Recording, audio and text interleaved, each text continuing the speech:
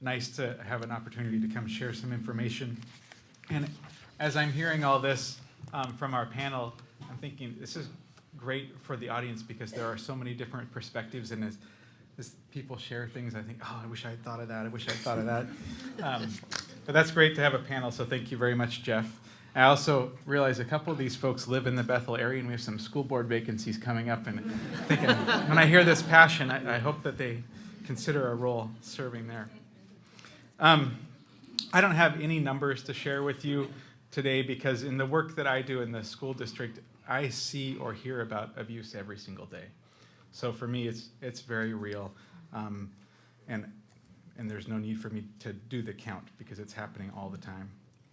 So when I think about achieving a 90% reduction in child maltreatment and exposure to intimate partner violence by 2030, I think it requires a shift in having the resources and supports emphasizing interventions and response to a problem to a far more significant focus on proactive prevention of the problems.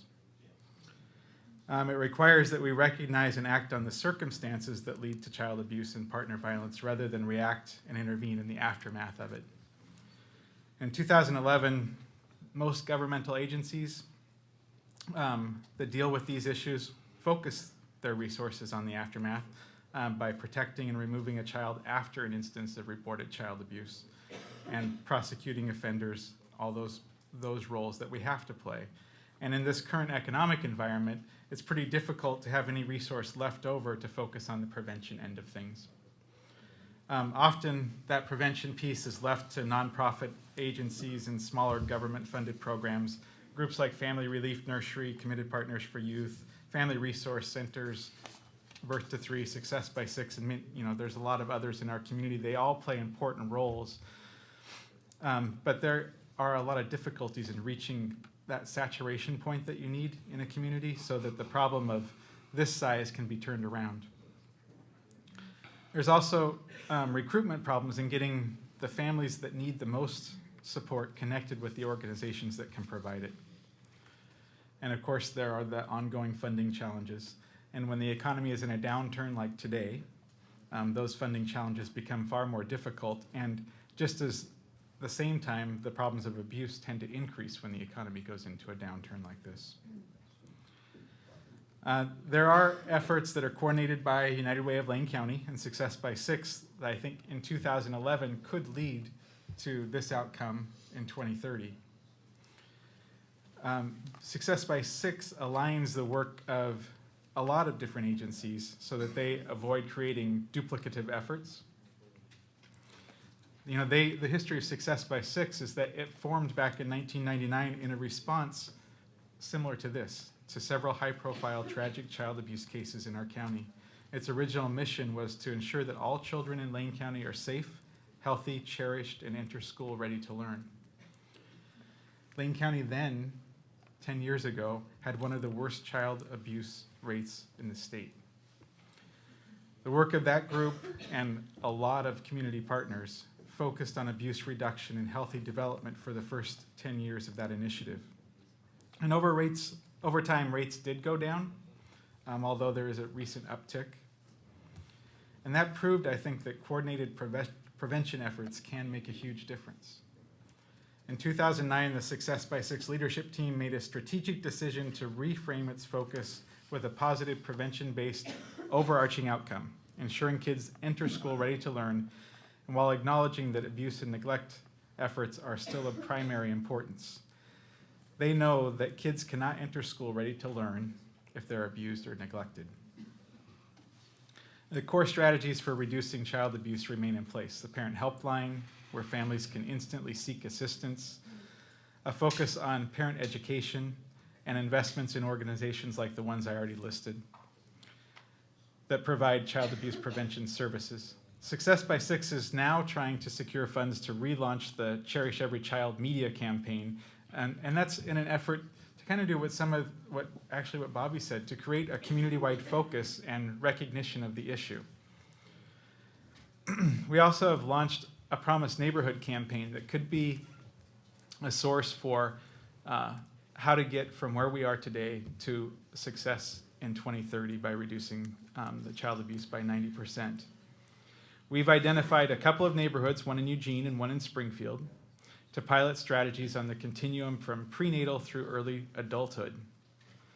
There's a need for both prevention and intervention efforts, and we need to work to change the norms and create healthy families to prevent child abuse, while also working to intervene in the abusive, neglectful environments that too many children currently live in our county. When we look at the causes of child abuse, neglect, and placement in foster care, we see issues of poverty, mental health, addiction, and domestic violence. United Way is strategically focusing on education, moving families into financial stability, and ensuring access to health care to try to address the root causes of the issue. In the Promised Neighborhoods, we're attempting to saturate a community and change norms by focusing on improving overall quality of life through education, income, and health, and then taking those pieces that work and spreading them across this county. So they're demonstration sites. United Way also instituted recently the 211 system, which serves as a gateway for people needing help or wanting to help others. And that's one piece of something that's happening today that over time can make a difference by 2030. There are other pieces. One is that in 2011, there's a new and somewhat innovative attempt to get governmental agencies focused more on the prevention side rather than just the intervention side. It's being called the Family Support Team, and it's been piloted in Bethel School District during the first half of this school year. The goal of the Bethel Family Support Team is to get on the front end and prevent child abuse and neglect by working as an interagency family support team who will discuss concerns about children and families, problem-solve solutions, and assist in brokering resources for families. This team does not take the place of mandatory reporting, so this is above and beyond the usual work that we do. The team consists of two parts: a core subgroup at a school district level, and a larger group called the FST, or Family Support Team. The subgroup meets prior to the full group meetings and reviews referrals made by schools on students that they have concerns about, or families. That team consists of a couple of administrators and counselors from the district that review a number of cases. The FST is a larger team that meets monthly, and participants include representatives from the Department of Human Services, Family Support and Connections, and the Department of Youth Services. Other participants sometimes include the district homeless student liaison, school administrators and counselors, the Lane Education Service District Homeschool Coordinator, and the Women's Space Community Resource Coordinator. There is another benefit besides the direct support, which I'll get to in a minute, offered to these referred families, and that benefit is a much greater interagency understanding and relationship development that occurs. These agencies all know of one another, but they don't always know everything the other agency's doing. And coordinating services around single families is not something that's always happened. By coordinating, there is a much more seamless and less confusing approach to serving families. In 2010, the team staffed 6 situations involving students and families. Concerns included homelessness, truancy, students with behavioral concerns outside the school, and concerns of neglect. The team hears the issues, problem solves, supports, and completes an action plan to get support in place for a variety of agencies. At the beginning of each meeting, the team revisits the action plan for the previous family that was discussed the month prior and shares updates. Families remain on the action plan until desired outcome is achieved. The future direction of this team is to continue to work together, pooling all the resources and support students and families need. Confidentiality is a huge concern, and the way that we're currently dealing with that is school counselors work with families on permissions to share certain information as needed in these groups. This is a program that's working right now. It's keeping families from dropping off the radar, from once something happens to choose homeschool and go away so there's no contact.